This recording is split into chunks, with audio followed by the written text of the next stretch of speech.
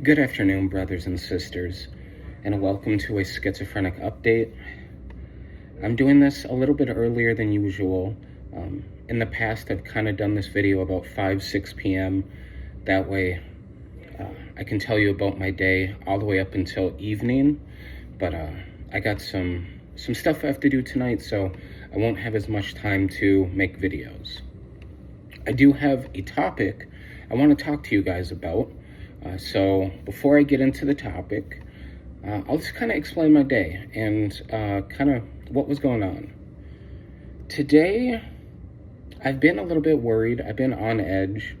And a lot of that is because tomorrow, the group home is taking us to Valley Fair. It worries me a little bit because I'm not good around crowds or large crowds with a lot of people. When I'm around a lot of people, I tend to get overstimulated. My mind starts racing, and then I start kind of getting paranoid thoughts, and my hallucinations get even worse, louder, more violent, and so I just don't do well around crowds, period. So I'm a bit worried, which is why today I'm on edge. For me being on edge, what that looks like is my thoughts are all over the place. So there's a little bit of confusion in terms of trying to slow down, trying to think, trying to hear my own thoughts.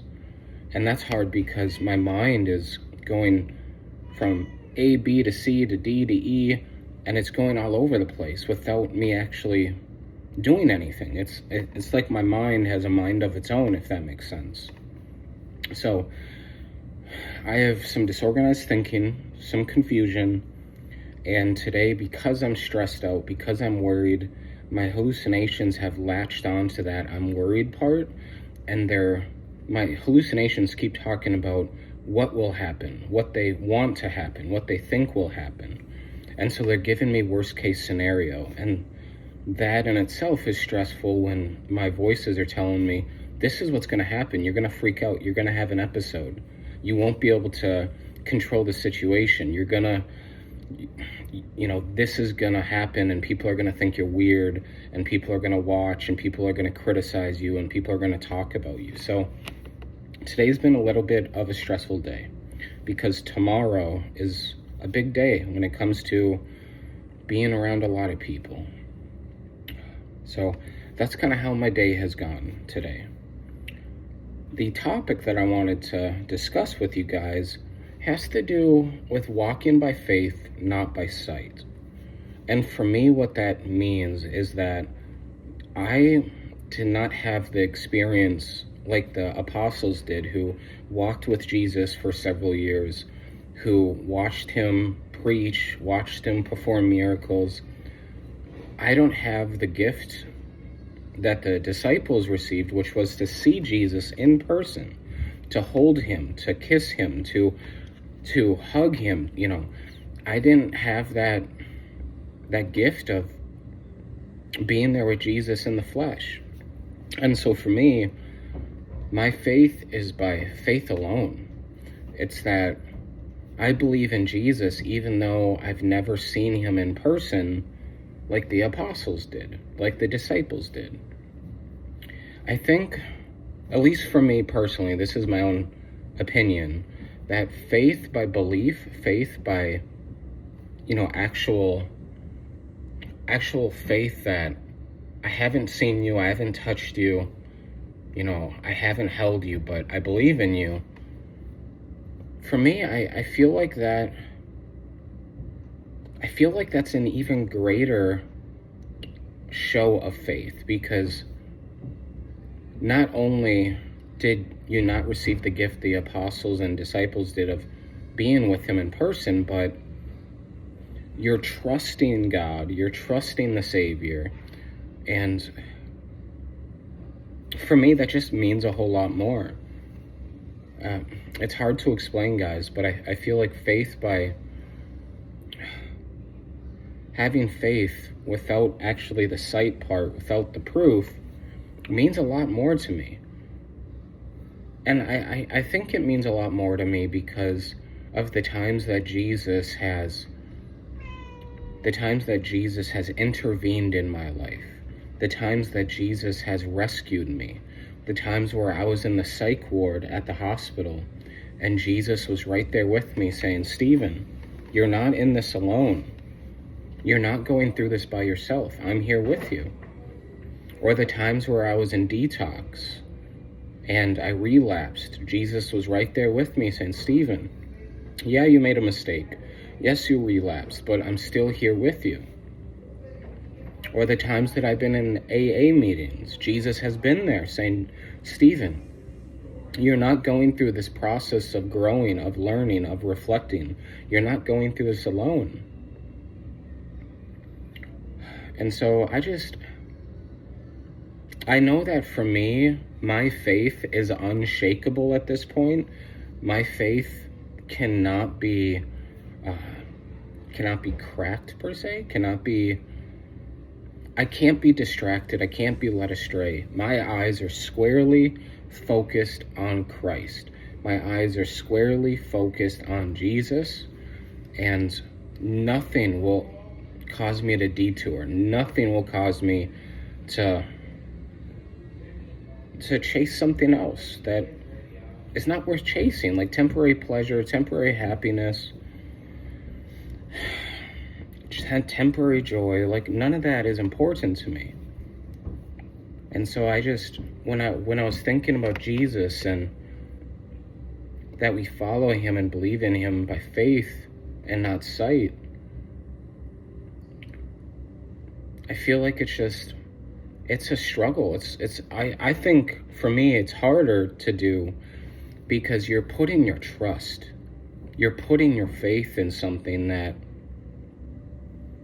you can't necessarily prove scientifically. And you're putting your faith and trust in something that people will try to disprove, that they'll be like, that's not real. It's just made up. It's science fiction. It's my own opinion, guys, that I just feel like it's a whole lot harder. It takes a whole lot more patience and trust to follow Jesus by faith and not sight. So that's just been on my mind today. And so I wanted to share with you what's been kind of going on in my head and what I've been thinking about. And yeah, it's just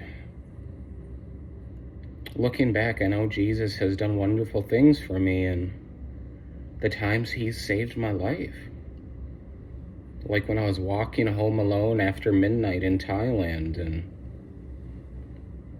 I literally could feel the presence of angels protecting me from everything, from demons, from spirits, from people, from stray dogs. Like, I could feel the sense of angels surrounding me. Or when I lived in Yemen for a year and there was a civil war, I felt protected. And there was guns, there was AK-47s, there was drones dropping bombs. Like, it was not safe, but nothing ever happened to me.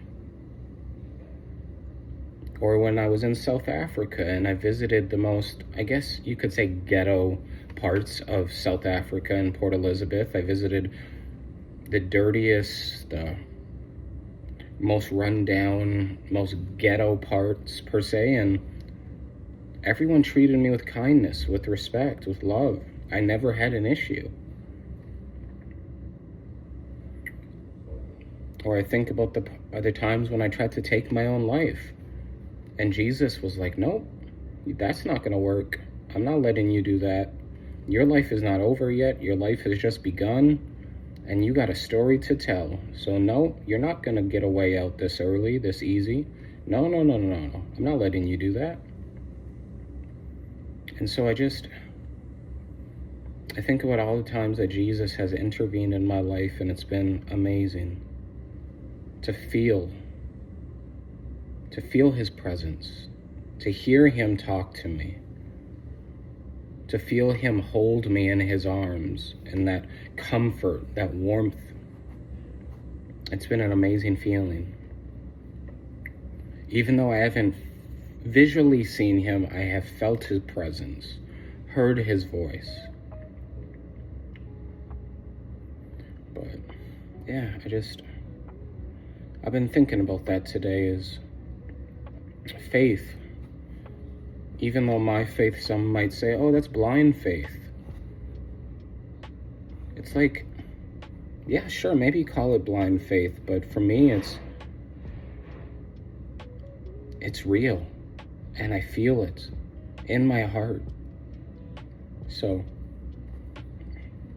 I just wanted to talk to you guys about my journey and my testimony, and the fact that I might not be as blessed like the disciples were to walk with him for 2 years, but I sure as hell know that my life has changed considerably. My life has changed for the better ever since I gave my life to Christ.